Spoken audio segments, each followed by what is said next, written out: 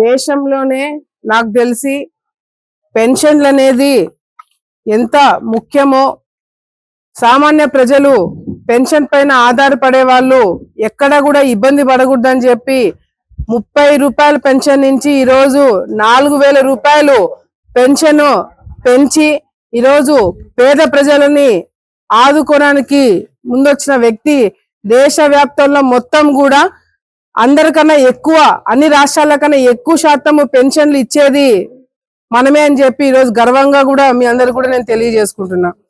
గతంలో ఎన్టీ రామారావు గారు, తర్వాత చంద్రబాబు నాయుడు గారు 200 నుంచి ఒకేసారి 2000 చేయడము, మరి ఎవరైతే వైసీపీ నాయకులు వచ్చిన తర్వాత 1000 రూపాయలు పెంచుతామని చెప్పి అది కూడా 5 సంవత్సరాల్లో సరిగ్గా పెంచలేని పరిస్థితి మనందరం కూడా చూసినాం.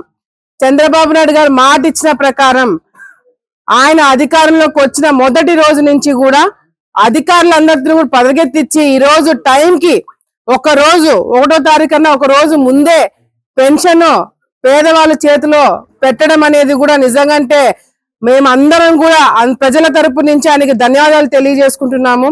ఇటువంటి వ్యక్తి ముఖ్యమంత్రిగా ఉంటేనే మన రాష్ట్రము బాగుపడుతుందని చెప్పి అందరూ కూడా నమ్మి ఓట్లేసి ఇప్పుడు గెలిపించడం జరిగింది.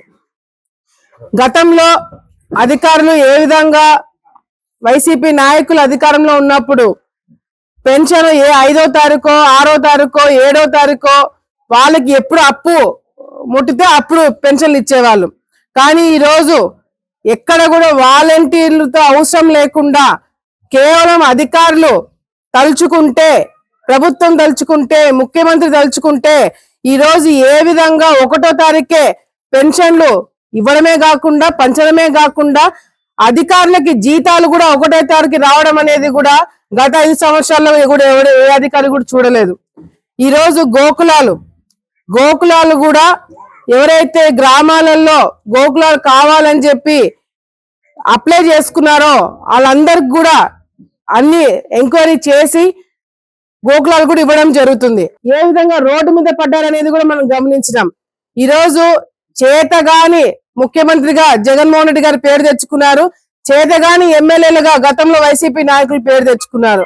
కానీ ఈ రోజు ఇచ్చిన మాట ప్రకారం టైంకి అందరికీ అందజేయడమే కాకుండా ఈ రాష్ట్రము బాగుపడాలంటే సాగునీటి, తాగునీటి, ఉద్యోగాలు, అదే విధంగా మరి ఏదైతే అభివృద్ధి కార్యక్రమాలు ఎక్కడ కూడా ఆగకుండా అన్ని విషయాల్లో కూడా ముందుకు వెళ్తున్నాం. ఈ రోజు మీ అందరికీ ప్రజలందరూ కూడా మాటిస్తున్నాం, గ్రామ స్థాయిలో అభివృద్ధి కార్యక్రమాలు మీరు చూడబోతున్నారు. గోకులాల షెడ్ ఈ రోజు సర్వేపల్లిలో, ఉయ్యలవాడ మండలం సర్వేపల్లిలో జిల్లాలోనే మొదటి గోకులం ఇక్కడ ఓపెన్ చేయడం జరిగింది. అట్లా అన్ని విధాలుగా కూడా ఆలగడ్డ తాలూకాకి కావాల్సినవన్నీ కూడా తొందరలోనే ఏర్పాటు చేపిస్తాము. మంత్రులందరితో మాట్లాడుతున్నాము, ముఖ్యమంత్రి గారితో మాట్లాడుతున్నాము. ఆలగడ్డలో రైతులు ఇబ్బంది పడకుండా, ఉద్యోగం లేకుండా ఇబ్బంది పడే యువతకి కూడా ఉద్యోగాలు తొందరలో ఇప్పించేటట్టుగా మొన్న ఒక వారం కిందట దాదాపుగా 66 మందికి ఉద్యోగాలు ఇప్పించడం జరిగింది. నేను గతంలో కూడా చెప్పిన, చదువుకున్న పిల్లలకి దాదాపుగా 5000 మందికి ఉద్యోగాలు ఇప్పిస్తామని చెప్పినాము. దానికి తగినట్టుగా మేము కూడా కష్టపడి పనిచేస్తున్నాం. గ్రామాలలో రోడ్లు వేపిస్తామని చెప్పాము, దానికి తగినట్టుగా నిధులు ఇవ్వడం జరిగింది.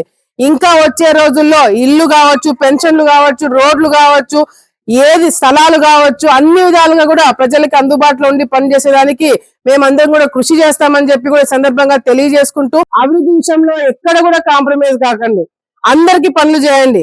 వాళ్ళు మనవాళ్ళు కాదు, వీళ్ళు మనవాళ్ళని తేడా లేకుండా ప్రతి ఒక్కరికి, ఓటు వేసిన వాడికి వేయని వాడికి అందరికి కూడా పనులు చేసి గ్రామాలలో ఆలగడ్డ తాలూకా మొత్తంలో కూడా తెలుగుదేశం పార్టీ కార్యకర్తలని, నాయకులను చూసి శభాషను అనుకునేలాగా మనం అందరం కూడా పనిచేయాలని చెప్పి కూడా ఈ సందర్భంగా తెలుగుదేశం పార్టీ నాయకులకు అందరూ కూడా పిలుపునిస్తూ మరొకసారి గ్రామంకి వచ్చి గోకులం షెడ్ ఓపెన్ చేయడమే కాకుండా మరి సీసీ రోడ్లు అన్ని కూడా తొందరలోనే రాబోతున్నాయి.